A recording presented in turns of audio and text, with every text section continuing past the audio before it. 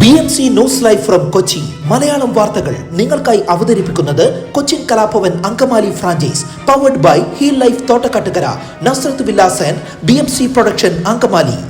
നമസ്കാരം, BMC radio Malayalam വാർത്തകളിലേക്ക് സ്വാഗതം. ഞാൻ ധനുകൃഷ്ണ. അനധികൃതമായി തള്ളിയ പ്ലാസ്റ്റിക് അടങ്ങിയ മാലിന്യ കൂമ്പാരത്തിന് തീപിടിച്ചു. ഫാക്ടറിന്റെ ഏക്കർ കണക്കിന് ഭൂമിയിലെ പുല്ലും കാടും കത്തിനശിച്ചു. ഏലൂർ നഗരസഭാ പ്രദേശത്തെ വല്ലാർപാടം കണ്ടെയ്നർ റോഡിനോട് ചേർന്ന് MKK നായർ ഹാളിന് സമീപം മുതൽ ഫാക്ട് ക്വാർട്ടേഴ്സിന് സമീപം വരെ ഭൂമിയിൽ ഉച്ചയ്ക്ക് 1:30 വൻ തീപിടുത്തമുണ്ടായത്. 6 അഗ്നിരക്ഷാസേനാ യൂണിറ്റുകൾ 2.5 മണിക്കൂർ എടുത്താണ് തീയണച്ചത്. ഏലൂർ കളമശ്ശേരി നഗരസഭകൾ മാലിന്യം വലിച്ചെറിയുന്നത് തടയാൻ കർശന നിലപാട് സ്വീകരിച്ചതിനാൽ ആൾ സഞ്ചാരം കുറഞ്ഞ ഭാഗത്ത് വ്യാപകമായാണ് മാലിന്യം തള്ളിയിട്ടിരിക്കുന്നത്.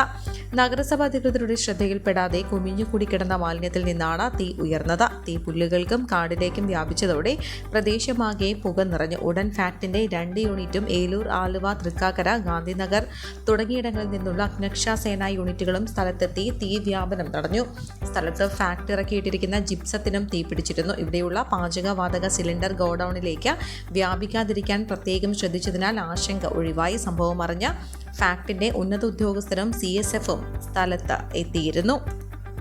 ഇൻഫെസ്റ്റ് കേരള ഗ്ലോബൽ ഉച്ചകോടി വേദിയുടെ സമീപത്ത് നിന്ന് മനോഹരമായൊരു സംഗീതം മുഴുകിയെത്തുന്നു. അതിലേക്ക് കാതോർത്തവർ ഒടുവിൽ എത്തിച്ചേർന്നത് വിയറ്റ്നാം എന്ന രാജ്യത്തിന്റെ സ്റ്റാളിലേക്കായിരുന്നു.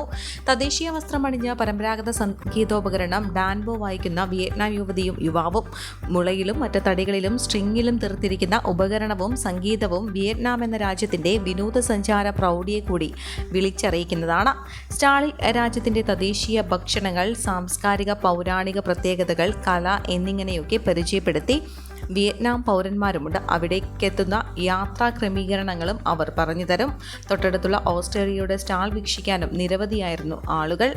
കേരളം വ്യവസായ വാണിജ്യ രംഗങ്ങളിലടക്കം നേടിയ പുരോഗതി അറിയാൻ പ്രദേശങ്ങളിലേക്കൊന്ന് കണ്ണോടിച്ചാൽ മതി. സർക്കാർ, പൊതുമേഖല, സ്വകാര്യ സ്ഥാപനങ്ങൾ നേട്ടങ്ങളുടെ പട്ടിക എണ്ണിപ്പറഞ്ഞ് ഇവിടെയുണ്ട്.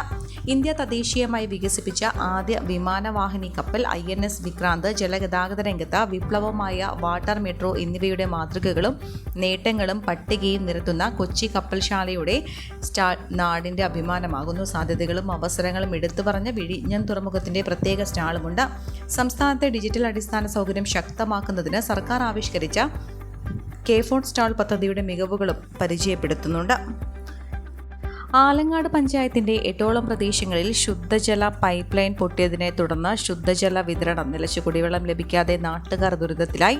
തിരുവാലൂർ മാളികംപീടിക, തിരുവാരൂർ ലിങ്ക് റോഡ്, ആലങ്ങാട് കാവ്, പറവൂർ ആലുവ റോഡിൽ സെമിലിയ മുതൽ മാളികംപീടിക വരെയുള്ള സ്ഥലങ്ങൾ, കുങ്ങാർപ്പള്ളി ഫാമേഴ്സിന് ബാങ്കിന് സമീപം എന്നിവിടങ്ങളിലാണ് KCBയുടെ കേബിൾ ജോലികൾ മൂലം കുടിവെള്ള വിതരണം പൈപ്പ് ലൈൻ പൊട്ടിയത്. ബുധനാഴ്ച വൈകിട്ടോടെ ഭാഗികമായി കുടിവെള്ള വിതരണം ആരംഭിച്ചതിനിടെയാണ് ഇവിടങ്ങളിൽ പൈപ്പ് ലൈൻ പൊട്ടിയത്. ഇതോടെ കുടിവെള്ളത്തിനായി നാട്ടുകാർ നെട്ടോട്ടം ഓടുകയാണ്. പലവിധ കാരണങ്ങളാൽ കുറേ മാസങ്ങളായി കൃത്യമായി കുടിവെള്ളം ലഭിക്കാത്ത സ്ഥലങ്ങളിലാണ് KCB അധികൃതരുടെ അനാസ്ഥ മൂലം വീണ്ടും ബുദ്ധിമുട്ടിലായത്.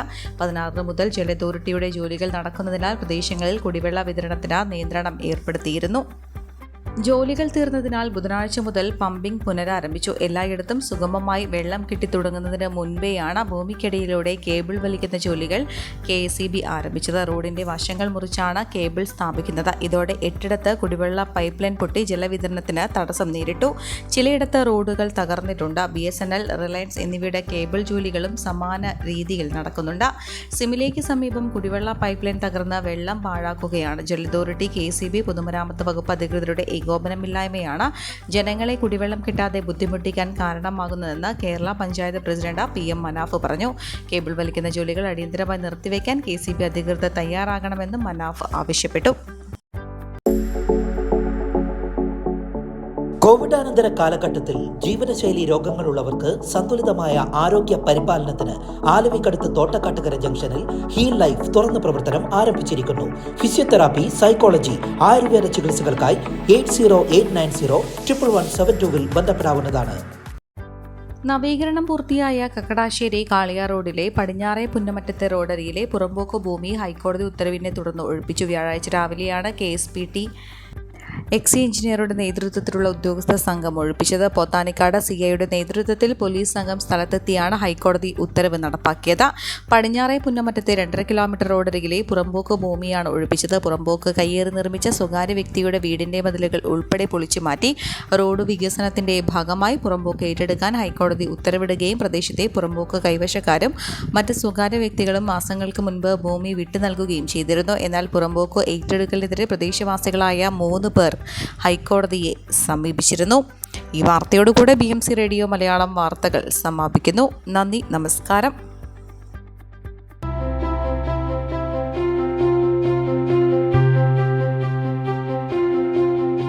അങ്കമാലി പ്രദേശത്തെ കലാവിദ്യാർത്ഥികൾക്ക് സുവർണ അവസരം. ലോക പ്രശസ്ത കലാവിദ്യാലയമായ കൊച്ചിൻ കലാഭവന്റെ അങ്കമാലി ഫ്രാഞ്ചൈസി കരയാമ്പറമ്പിനടുത്ത് എളവൂർ കവലയിലുള്ള സ്പ്രിംഗ്ഫീൽഡ് കെട്ടിടത്തിൽ പ്രവർത്തനം ആരംഭിച്ചിരിക്കുന്നു. Classical dance, cinematic dance, Carnatic music, Zumba dance എന്നീ വിഷയങ്ങളിൽ പ്രഗത്ഭരായ അധ്യാപകർ ക്ലാസുകൾ നയിക്കുന്നു. കൂടുതൽ വിവരങ്ങൾക്ക് ബന്ധപ്പെടുക 9995208614.